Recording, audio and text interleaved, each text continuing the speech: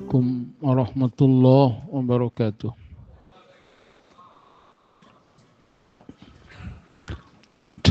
Innal hamdalillah nahmaduhu wa nasta'inuhu wa nastaghfiruh wa na'udzu billahi min shururi anfusina wa sayyiati a'malina. Man yahdihillahu fala mudilla lahu wa man yudlil fala hadiya lahu. Ashhadu an la ilaha illallah wahdahu la syarika lah wa ashhadu anna Muhammadan abduhu wa rasuluh. Allahumma inna nas'aluka ilman nafi'a wa rizqan tayyiba wa amalan mutaqabbala. Allahumma aqsim lana min khasyatika ma tahulu bihi bainana wa baina ma'asik wa min ta'atika ma tuballighuna bihi jannatak wa min al-yaqini ma tuhawwinu bihi alaina masa'ibad dunya.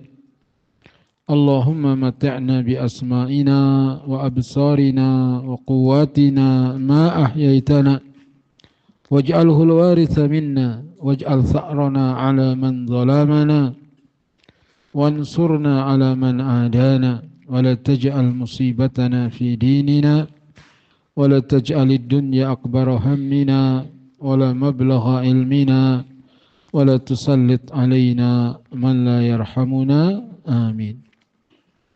Amma ba'du fa inna khairal kalam kalamullah wa khairal hadi hadi Muhammadin sallallahu alaihi wasallam wa syarrul umuri muhdatsatuha wa kullu muhdatsatin bid'ah wa kullu bid'atin dhalalah wa kullu dhalalatin finnar.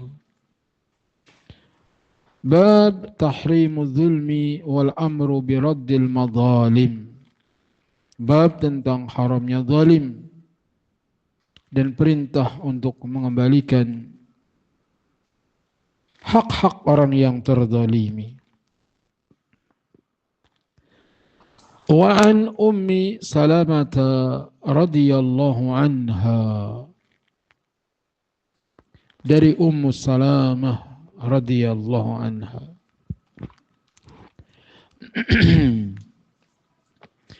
Istri Nabi sallallahu alaihi wasallam. Hadis 219.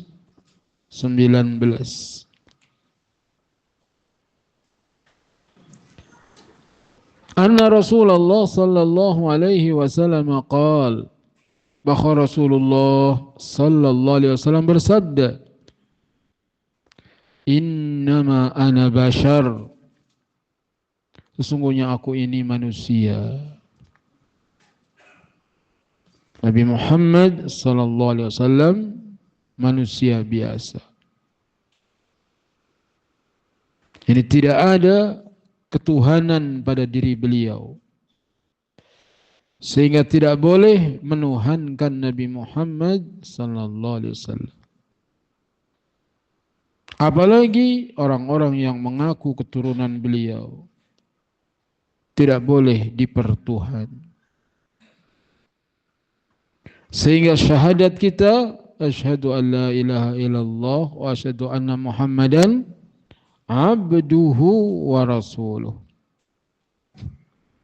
Aku bersaksi bahwa tiada Tuhan yang berhak diibadahi dengan benar kecuali Allah, dan bersaksi bahwa Muhammad hambanya dan utusannya. Muhammad disebut hamba agar tidak dipertuhan. Muhammad disebut Rasul agar tidak didustakan. Disebut hamba apa? Agar tidak dipertuhan. Disebut Rasul agar tidak didustakan. Aku ini seorang hamba. Wa innakum tahtasimuna ilayya, sedangkan kalian mendatangi kami untuk minta keadilan. Saling bertengkar, bermusuhan di hadapan Nabi untuk minta keadilan. Wala'alla ba'dakum an yakuna alhana bihujjatihi min ba'din. Bisa jadi sebagian kalian ada yang lebih mengetahui daripada yang lain hujjahnya. Ali dengan Ahmad berhujjah. Kemudian Ali lebih pandai mengutarakan hujjahnya daripada Ahmad. Fa'aqdi lahu binahwi ma asma', sedangkan aku menghukumi sesuai dengan yang ku dengar. Kalau mendengar hujjahnya Ali lebih kuat daripada hujjahnya Ahmad, yang dimenangkan Ali. Faman qadaitu lahu bihaqqi akhihi fa innama aqta'u lahu qit'atan minan nar. Maka barang siapa yang aku menangkan perkaranya dengan mengambil hak saudaranya, itu adalah sepotong api neraka. Muttafaqun alaih. Ali berebut warisan misalnya dengan Ahmad. Ali pintar mengemukakan hujahnya, menang Ali. Warisan diberikan kepada Ali. Padahal yang benar Ahmad. Maka itu adalah sepotong api neraka. Sehingga Ar-Rasul sallallahu alaihi wasallam basyarun mithlu ghairah. Nabi Muhammad manusia sama seperti yang lain. La ya'lamul ghaiba wa la yadri ma fil qulub. Beliau tidak tahu ilmu gaib. Beliau tidak tahu apa yang ada di hati manusia. Walakinnahu yuha ilai, tetapi beliau menerima wahyu. Qul innama ana basyarum mithlukum yuha ilayya. Beliau manusia biasa, tapi yang membedakan beliau dengan yang lain karena beliau mendapat wahyu. Yang kedua, al-qadi yaqdi bainal khasmaini bima dhahara lahu minad dalaili wal qara'in. Seorang qadi, seorang hakim memutuskan antara dua orang yang berselisih sesuai dengan dalil-dalil dan bukti-bukti. Fahuwa yahkumu bidzahir wallahu yatawalla sarair. Si hakim menghukumi dengan yang zahir, sedangkan rahasia diserahkan kepada Allah.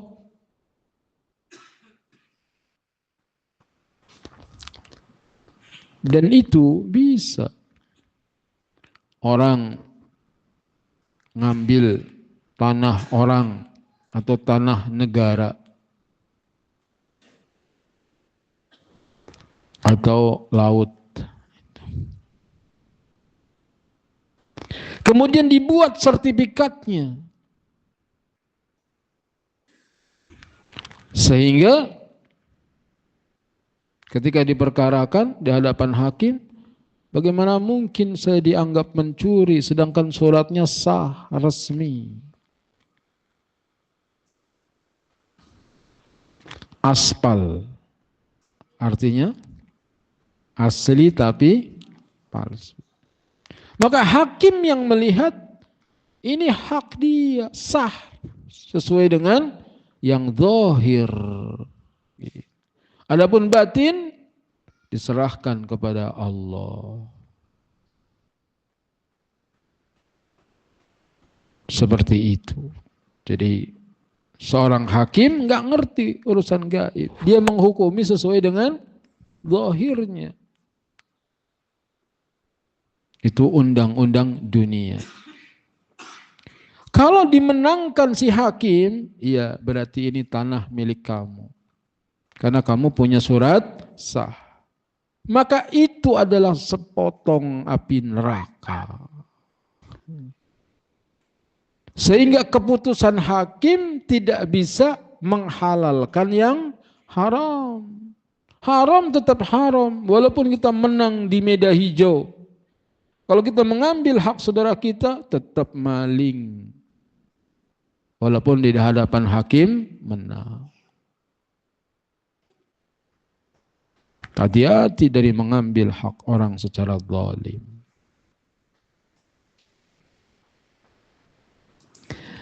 Yang ketiga, yajibu 'alal qadi wal hakim alla yahkumu qabla sima'il khasmaini. Wajib bagi para qadi, para hakim untuk tidak menghukumi kecuali setelah mendengar dari dua orang yang berselisih, dari dua pihak yang berselisih. Dengarkan dulu hujjah dari si A, dengarkan hujjah dari si B, baru memutuskan hukuman. Jangan hanya dengar dari sepihak.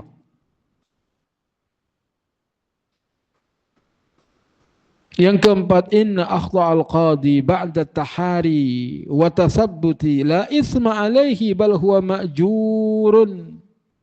Kesalahan qadi, kesalahan hakim setelah dia memilih dan tasabbut, maka dia enggak berdosa.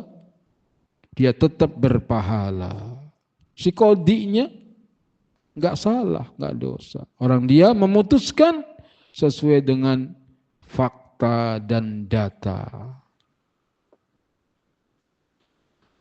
Kalau memang benar seperti itu, dua pahalanya. Kalau ternyata salah, satu pahalanya. Itu qadi, hakim yang adil, yang berhukum dengan hukum Islam. Benar dapat dua pahala, salah dapat satu pahala.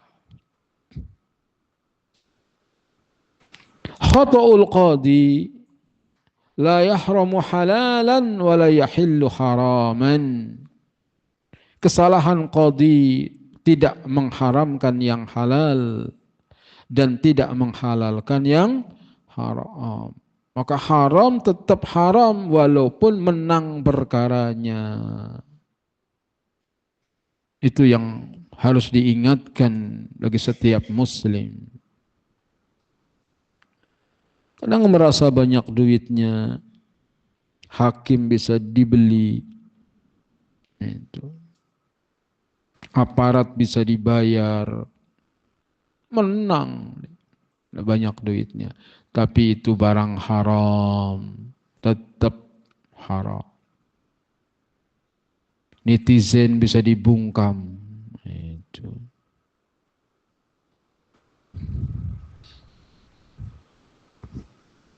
Netizen apa netizen? Bisa.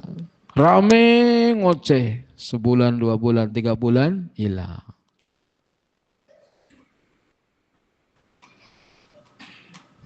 Wahai orang-orang yang beriman, jaga dirimu, jaga keluargamu dari api neraka. Zaman fitnah, hendaknya kita sibuk menjaga diri kita dan keluarga kita. Pelajaran berikutnya,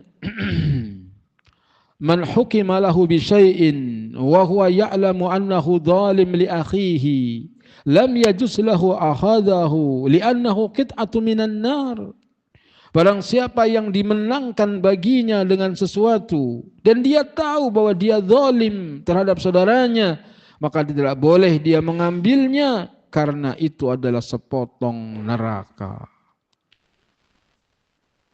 Jelas, walaupun kita dimenangkan. Oh, ini hak saya, menang saya.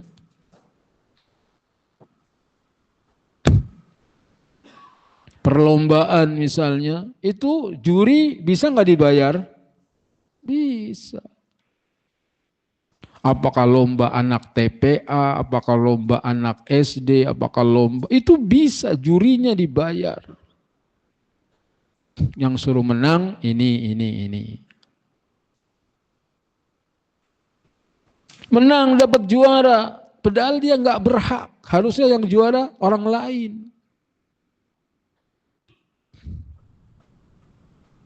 Zalim apa tolim? Zalim. Maka itu sepotong api neraka. Semoga Allah membersihkan kita dari kezaliman.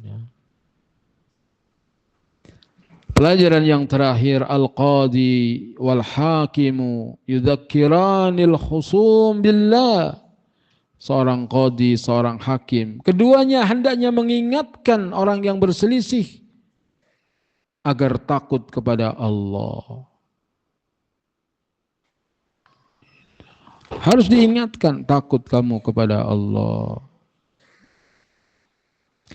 Wa yukhawifanihim min azabi, dan menakut-nakuti mereka dengan siksanya.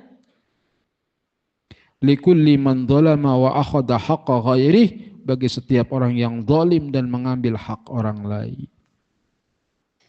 Saya memutuskan sesuai dengan apa yang saya ketahui berdasarkan data-data. Tapi saya ingatkan kalian berdua bahwa ada pengadilan yang maha bijaksana, pengadilan Allah. Siapapun yang aku menangkan perkaranya padahal dia salah, maka yang haram tetap haram. Begitu diingatkan. Ambil, silahkan. Orang yang takut kepada akhirat, orang yang beriman, dia enggak mau. Walaupun menang, tapi sebenarnya saya salah. Enggak mau ambil.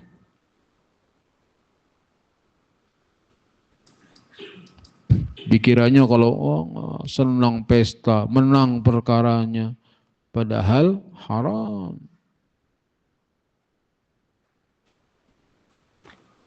Hadis berikutnya, wa an Ibni Umar radhiyallahu anhuma qala. Dari Ibnu Umar radhiyallahu anhuma dia berkata, qala Rasulullah sallallahu alaihi wasallam. Rasulullah sallallahu alaihi wasallam bersabda, la yazalul mu'minu fi fushatin min dinih ma lam yusib daman haraman. La yazalul mu'minu fi fushatin min dinih ma lam yusib daman haraman, rawahul Bukhari.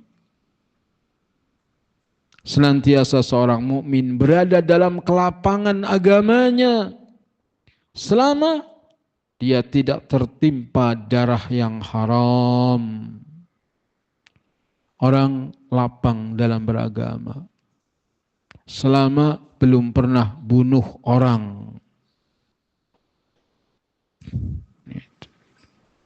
Ini kezaliman yang besar, menumpahkan darah seseorang. Fiqhul hadis, fikih hadisnya. Hifdun nafsil basyariyati hadafun min ahdafil bi'tsatin nabawiyyah.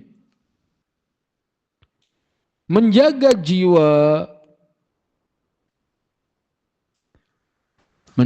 jiwa manusia adalah salah satu tujuan dari tujuan-tujuan diutusnya Nabi. Jadi di antara maqasidus syariah, tujuan-tujuan syariat, pertama, syariat ini menjaga jiwa. Jangan sampai kita bunuh orang langsung, atau nyuruh orang, atau nyantet, atau yang lain. Allah subhanahu wa ta'ala mengharamkan pembunuhan dan penumpahan darah umat Islam. Islam memelihara jiwa. Oleh karena itu Islam mengharamkan pembunuhan secara tidak hak. Dan hukuman bagi orang yang membunuh jiwa seorang secara tidak benar adalah qisas, dihukum mati. Makanya nggak akan tenang orang yang pernah membunuh orang. Itu suami lagi stroke, sengaja kamar mandi seminggu nggak digosok.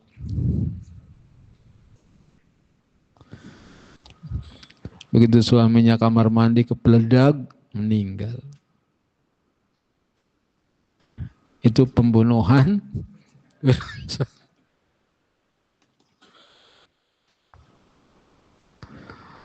Nah, waspadalah.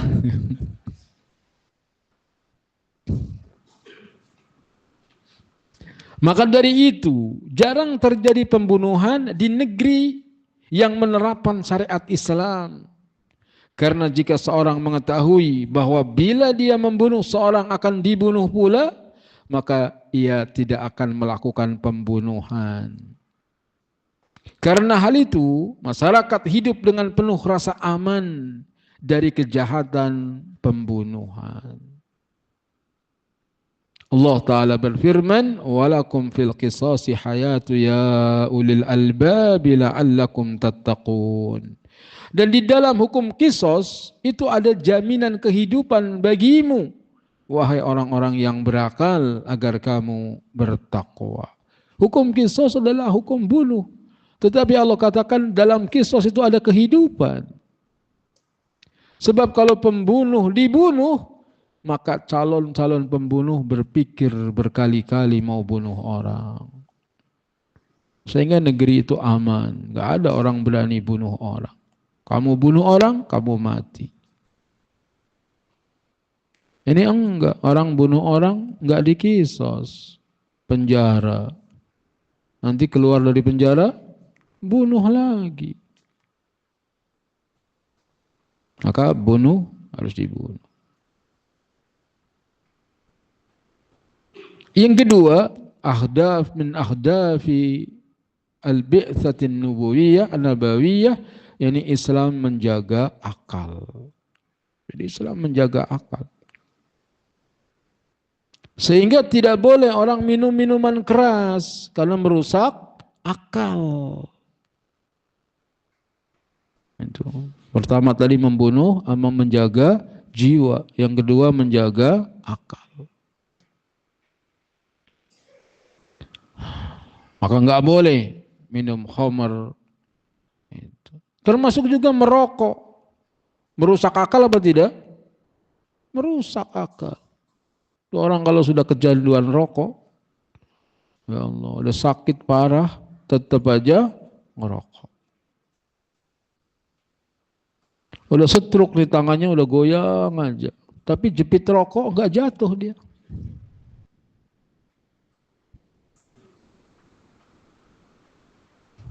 Jepitnya ngerokok. Padahal sudah setruk. Ditanya enggak capek om? Enggak capek lam, tapi enggak sakit tapi capek. Allah berfirman dalam surat Al-Maidah ayat 90, ya ayyuhalladzina amanu innamal khamru wal maisiru wal ansabu wal azlamu ridsun min amali syaitan fajtanibuhu la'allakum tuflihun. Wahai orang-orang yang beriman, sesungguhnya khamr, minuman keras, berjudi, berkurban untuk berhala dan mengundi nasib dengan anak panah adalah perbuatan keji dan termasuk perbuatan syaitan. Maka jauhilah perbuatan-perbuatan itu agar kamu beruntung. Satu, Islam menjaga jiwa. Dua, menjaga akal. Akal-akal kita gak boleh dirusak. Sekarang mereka merusak akal umat Islam bukan lagi dengan khamr, dengan game, permainan-permainan di HP. Wah, dia main game itu. Ada nggak yang rusak akalnya? Sudah banyak. Dijaga, nggak boleh anak kita dari kecil mainan HP, rusak akalnya.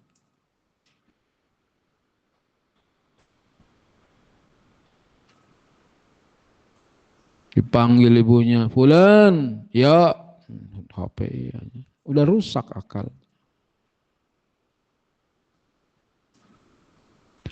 Rabbi ij'alni muqimas salati wa min dzurriyyati rabbana wa taqabbal du'a. Rabbi ij'alni muqimas salati wa min dzurriyyati rabbana wa taqabbal du'a. Rabbi ij'alni muqimas salati wa min dzurriyyati rabbana wa taqabbal du'a. Kita harus doakan terus anak-anak kita agar jangan rusak akalnya. Yang ketiga, Islam menjaga harta. Islam menjaga harta. Oleh karena itu Islam mengajarkan amanah, kejujuran, dan menghargai orang-orang yang amanah. bahkan menjanjikan kehidupan bahagia dan surga kepada orang-orang yang amanah. Nah, Islam itu menjaga harta. Jangan harta kita diserahkan kepada orang-orang yang tidak amanah. Islam melarang menipu, korupsi, mencuri, serta mengancam pelakunya dengan hukuman. Islam mensyariatkan had pencurian, yaitu potong tangan pencuri, agar seseorang tidak memberanikan diri mencuri harta orang lain. Dan apabila dia tidak merasa takut akan hukuman di akhirat, maka dia akan jera dengan dipotong tangannya. Jadi alat mencuri apa? Tangan. Agar berhenti mencuri, potong tangannya. Apabila sudah melewati nisab pencurian. Dan yang menegakkan hukuman ini penguasa. Dalam surat Al-Maidah ayat 38 Allah berfirman, "Was-sariqu was-sariqatu faqta'u aydiyahuma jazaa'an bima kasaba nakalan minallah wallahu azizun hakim." Laki-laki yang mencuri, perempuan yang mencuri, potonglah tangan keduanya sebagai balasan atas perbuatan yang mereka lakukan dan sebagai siksaan dari Allah. Dan Allah Maha Perkasa lagi Maha Bijaksana. Islam menjaga harta. Bagaimana harta itu tidak disia-siakan? Jangan diserahkan harta kepada orang yang tidak amanah. Walaupun kecil harta itu.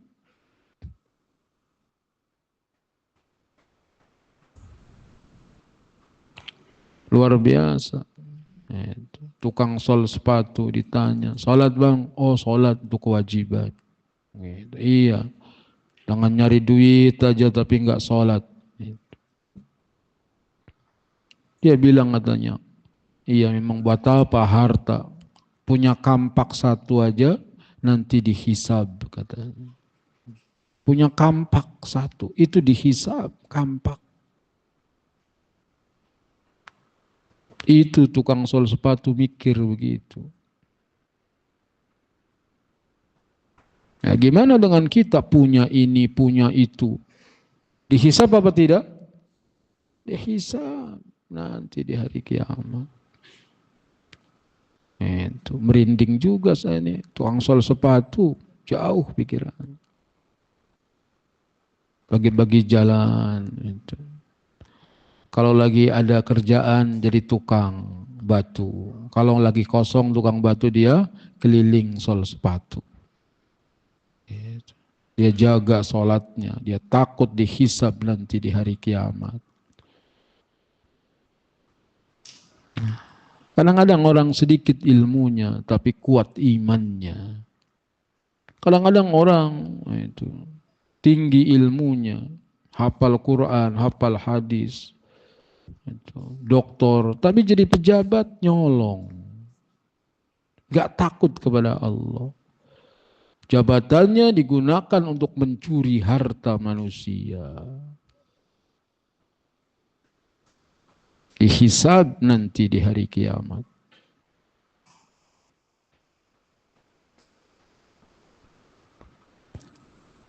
Yang keempat, Islam menjaga keturunan. Oleh karenanya dilarang berzina.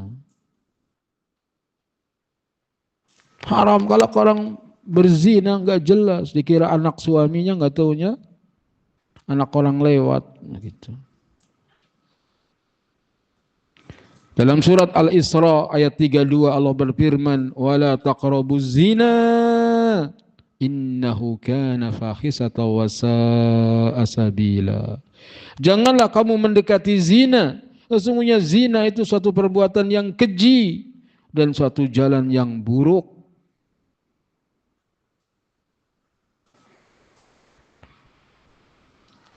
Kalau perzinaan merebak, maka enggak jelas, keturunan rusak. Enggak tahu ini anak siapa. Dalam surat An-Nur ayat yang kedua Allah berfirman, "Az-zaniyatu waz-zani fajlidu kulla wahidin minhuma mi'ata jaldah wa la ta'khudhukum bihima ra'fatun fi dinillahi in kuntum tu'minuna billahi wal yawmil akhir wal yashhad 'adzabahuma ta'ifatun minal mu'minin." Perempuan yang berzina, laki-laki yang berzina, maka deralah masing-masing seorang dari keduanya 100 kali. Ini kalau laki-laki, perempuan bujangan. Dan janganlah rasa belas kasihan kepada keduanya mencegah kamu untuk menjalankan agama Allah. Kadang kita mau dera, mau sabetin dia 100 kali, kasihan. Suka sama suka, masa dihukum? Janganlah rasa kasihan menghalangi kamu dari menegakkan hukum. Walaupun kasihan, tetap hukuman ditegakkan. Jika kamu beriman kepada Allah dan hari akhirat. Dan hendaklah pelaksanaan hukuman mereka disaksikan oleh sekumpulan dari orang-orang yang beriman. Habis Jumatan misalnya. Sabetin itu bujangan dan gadis yang berzina sebagai pelajaran bagi yang lain, lalu diusir dari kampung halamannya setahun. Satu, Islam menjaga jiwa. Dua, menjaga akal. Tiga, menjaga harta. Empat, menjaga keturunan. Lima, menjaga kehormatan. Jadi kehormatan seorang muslim harus dijaga. Sehingga Allah Azza wa Jalla mengharamkan menuduh orang baik-baik sebagai pezina atau dengan tuduhan-tuduhan lainnya yang merusak kehormatannya.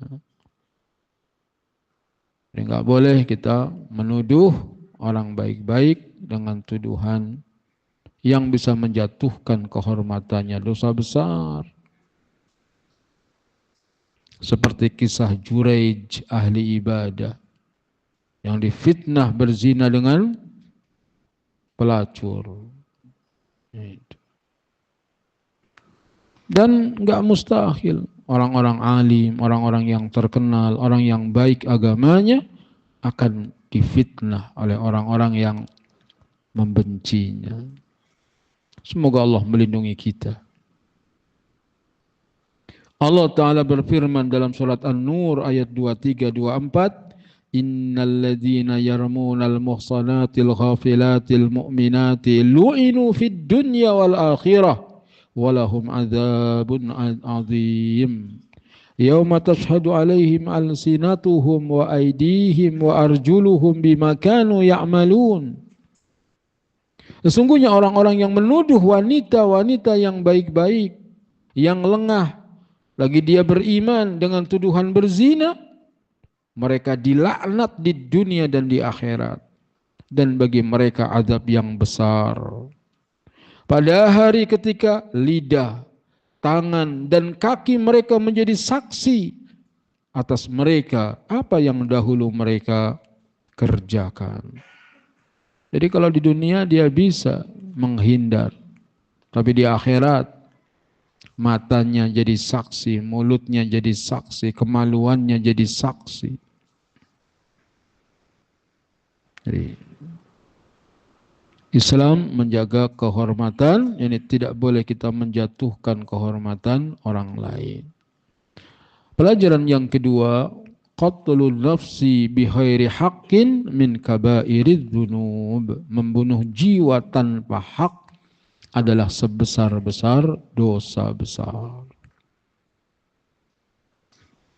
Hadis yang terakhir, hadis 221, wa an Haulah binti Amir al-Ansariyah, dari Haulah binti Amir al-Ansariyah.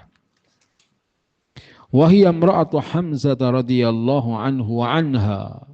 Beliau adalah istrinya Hamzah Semoga Allah meridhai Hamzah dan juga istrinya. Qalat, Haulah berkata, Sami'tu Rasulullah sallallahu alaihi wasallam yaqul, aku dengar Rasulullah sallallahu alaihi wasallam bersabda, Inna rijalan yatakhawaduna fima lillahi bighairi haqqin falahumun naru yaumal qiyamah, rawahul Bukhari. Inna rijalan, sesungguhnya beberapa orang, yatakhawaduna fi malillah, yatakhawadun yatasarrafuna bil batil, yatakhawadun yakni mengalokasikan harta Allah dengan cara yang batil. Yang disebut dengan malullah, harta Allah, al-amwalul lati lil muslimina bi aidil ummal, harta kaum muslimin yang dipegang oleh amil, pengumpul donasi. Donasi, sumbangan untuk Palestina, untuk ini, untuk itu. Kumpulin, kemudian dia gunakan bukan dengan cara yang benar. Tidak sampai kepada orang yang ditolong.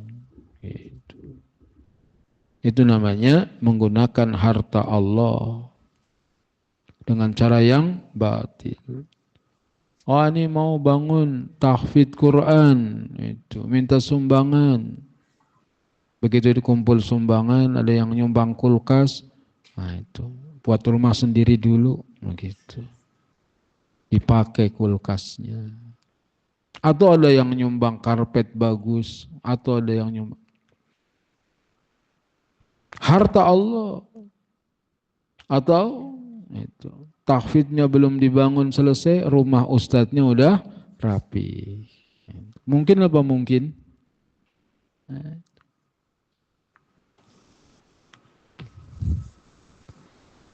La ilaha illallah. Ketika dikonfirmasi, kenapa bangun rumah ustadz dulu? Sebab kalau bangun pondok dulu, nanti dikira kami mengambil sisa-sisa semen. Gitu. Sehingga rumah ustadz dulu bagus, baru pondok. Berarti pondoknya sisa-sisa rumah ustadz.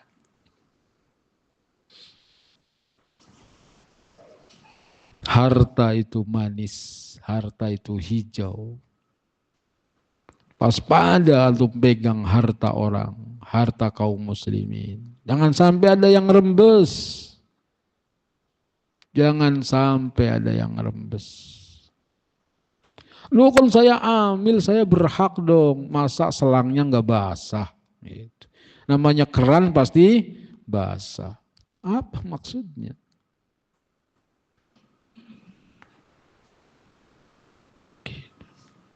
Inna rijalan yatakhawaduna fi malillahi bighairi haqqin. Sesungguhnya beberapa orang yang menggunakan secara batil harta Allah tanpa hak, falahumun naru yaumal qiyamah. Maka baginya neraka di hari kiamat. Adzan.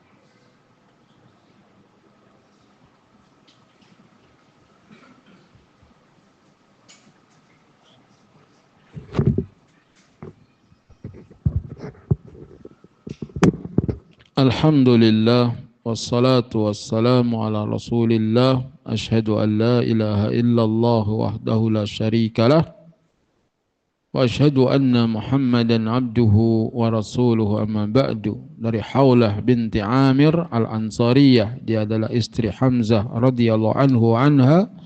Dia berkata, aku mendengar Rasulullah sallallahu alaihi wasallam bersabda, "Inna rijalan yatahawwaduna fi malillahi bighairi haqqin falahumun naru yaumal qiyamah." Rawahul Bukhari. Sesungguhnya orang-orang yang membelanjakan harta Allah tanpa hak, maka bagi mereka neraka di hari kiamat. Hadis riwayat Al-Bukhari. Fiqhul hadis, fikih hadisnya, hurmatut tasarrufi bi amwalil muslimin al-ammati wa infaqiha bitasyahi wal batil.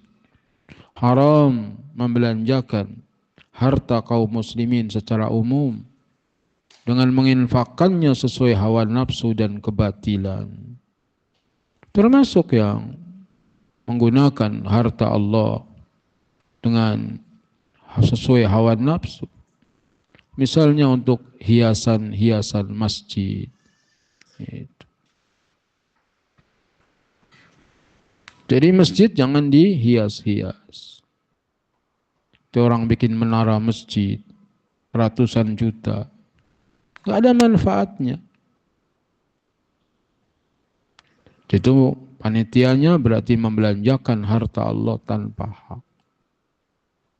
Kadang orang cukup dengan keramik masjid, tapi dia harus pakai granit, harus pakai marmer.